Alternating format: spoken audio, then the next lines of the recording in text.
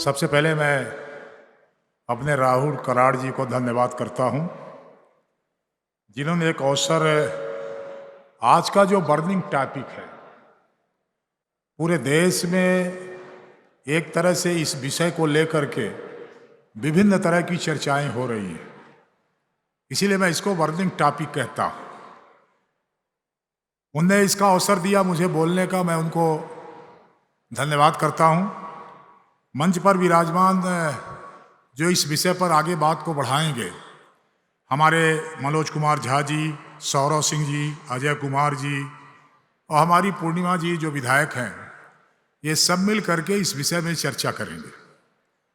मैं इसमें 2-3 बातें कहना चाहता हूं, क्योंकि जो आप सब्जेक्ट देखा होगा आपने, जिस तरह का उसमें डाटा डाइवर्सिटी और डेमोक्रेसी है, कास्ट सेंसस के अपने आप डायलेमा लिखा हुआ है। तो उसका अर्थ ही है कि ये एक तरह से दुविधा का विषय है, असमंजस का विषय है, कशमकश का विषय है, क्योंकि हम सब जानते हैं कि देश की आजादी को हम 75 वर्ष पूरा कर रहे हैं और इस 75 वर्ष के बाद आज स्थिति में हम खड़े हुए हैं कि हमें इस बात के लिए सोचना पड़ रहा है कि हम किस तरह का सेंसस करावें, जनगणना करावें। और मैं ऐसा समझता हूं कि यदि ये वाकई में हृदय मन से हो तब तो ठीक है, पर इसमें कहीं ऐसा नहीं कि पॉलिटिकल एंगल से इसका विचार किया जा रहा हो तो शायद वो गड़बड़ है। वैसे भी हमारा समाज, हम भारतीय समाज में रहने वाले लोग हैं। आज भारतीय समाज आज का नहीं है, ये कितने वर्षों का है। आज हम कोई नई चीज नहीं कर रहे हैं, हम इस देश में रहते हैं जिस देश के भीतर हमारी संस्कृति है, हमारी प्रकृति है, और उसी के साथ साथ आज जो व्यवस्था मैं समझता हूं, हो सकता है कोई लोग सहमत हो या नहीं सहमत हो, प्रकृति और संस्कृति के कारण हमारा समाज आगे बढ़ा है। हमारी प्रकृति क्या है, हमारी संस्कृति क्या है, और उसके साथ साथ आज जो मुझे देखने को मिल रहा है वो है विकृति, नेचर के खिलाफ, अपोजिट टू नेचर। और जब सामान्य शब्दों में, सामाजिक भाषा में मैं उसको बात करूं तो प्रकृति का मतलब होता है कि सामान्य तौर पर जो हो रहा होने दो, वही काफी है। परंतु यदि हम जब संस्कृति की बात करते हैं और विकृति की बात करते हैं तो विकृति का भाव क्या है? विकृति का भाव यह है कि कोई कुछ प्राप्त कर रहा है, वो प्राप्त न कर पावे, ये मानसिक विकृति है। और संस्कृति क्या है? जो संस्कृति बनती कैसे है? हमारे संस्कारों परंपराओं से हमारी संस्कृति बनती है।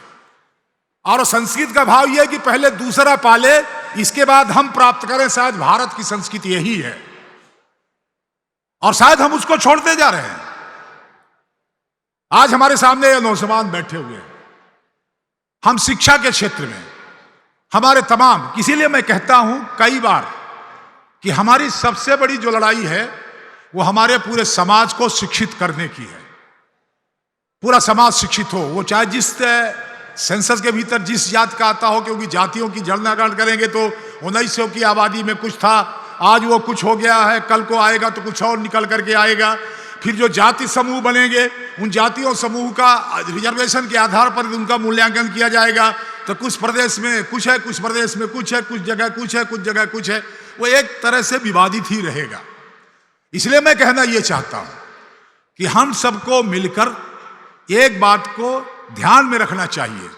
और इसीलिए मैं कहता हूं कि हमेशा इकोनॉमिकल भी हमको देखना पड़ेगा। हमारी जनगणना, हमारा सेंसस इकोनॉमिकल हो। हर वर्ग का गरीब है, हर जाति में गरीब है, हमारा सेंसस उस तरह बढ़ना चाहिए, इकोनॉमिकल सेंसस भी हो। जातियों की जनगणना करो, जातियों की गणना करो, उसमें कोई दिक्कत नहीं है, पर उसके साथ साथ इकोनॉमिकल भी हमको करना पड़ेगा, क्योंकि उसके आधार पर ही हम कुछ, जो एक तरह से जो डाटा हमारे पास कलेक्शन होगा, उससे सोसाइटी के इंप्रूवमेंट के लिए हम क्या योजना लेकर के आएंगे, क्या योजना चलाएंगे, हमको ये करने की आवश्यकता है। हमको ये करना पड़ेगा। हमारा युवा है, आज पूरे देश के भीतर बड़ी फोर्स युवाओं की है। हम सारे युवाओं को क्या शिक्षा के क्षेत्र में उनको उनके इच्छा के अनुसार शिक्षा दे पा रहे हैं? क्या नहीं दे पा रहे हैं। हमारी सोच, हमारी प्लानिंग ये होना चाहिए कि हमारे शिक्षा प्राप्त करने वाला जो हमारा युवा है वो पूरी तरह से शिक्षा, अपने इच्छा की शिक्षा प्राप्त करे, ये वो खुद स्वयं तलाशे वो कि हमको किस क्षेत्र में के भीतर जाना है। तीसरी जो सबसे बड़ी बात है जिसकी भी गणना होनी चाहिए, और वो है हमारा किसान, क्योंकि भारत की जो पूरी तरह से आबादी है वो एक तरह से ग्रामीण क्षेत्र में बसने वाली है, और ग्रामीण क्षेत्र का मतलब जमीन से कनेक्शन है, उसका किसान से कनेक्शन है, उसका भी हो, क्योंकि आजकल किसान भी काफी परेशानी में है, उसको भी काफी समस्याओं का सामना करना पड़ता है। और एक चौथा है हमारी नारी शक्ति, उनकी भी एक गणना हो, उनको भी हम किस तरह से डेवलप कर सकते हैं, किस तरह से उनको अपॉर्चुनिटी दे सकते हैं, हमें ये करने की आवश्यकता है। और मैं समझता हूं कि इन चारों क्षेत्रों में यदि हम काम करेंगे तो स्वाभाविक तौर पर है हम कभी भी इस तरह की बात को लेकर के आएंगे ही नहीं, क्योंकि हमारे उसमें आप देखिए, हमें इस देश में एक आस्था के बीच में काम करने वाले विचार के लोग हम हैं। यदि हम भगवान राम की पूजा करते हैं तो भगवान कृष्ण की भी पूजा करते हैं, हम भगवान वाल्मीकि की भी पूजा करते हैं, संत रैदास की भी पूजा करते हैं। और यह सिर्फ इसलिए होता है कि उन समाज के भीतर यदि इस तरह की कोई बात कहने वाला व्यक्ति पैदा हुआ है, यदि महापुरुष पैदा हुआ है, तो स्वाभाविक तौर पर हमारे लिए एक आदर्श है, हमारे लिए वो आस्था का केंद्र है, उसके विचारों को लेकर के हम आगे बढ़ने का, समाज में आगे बढ़ने का काम करते हैं। ये हमारी संस्कृति रही है इस देश की।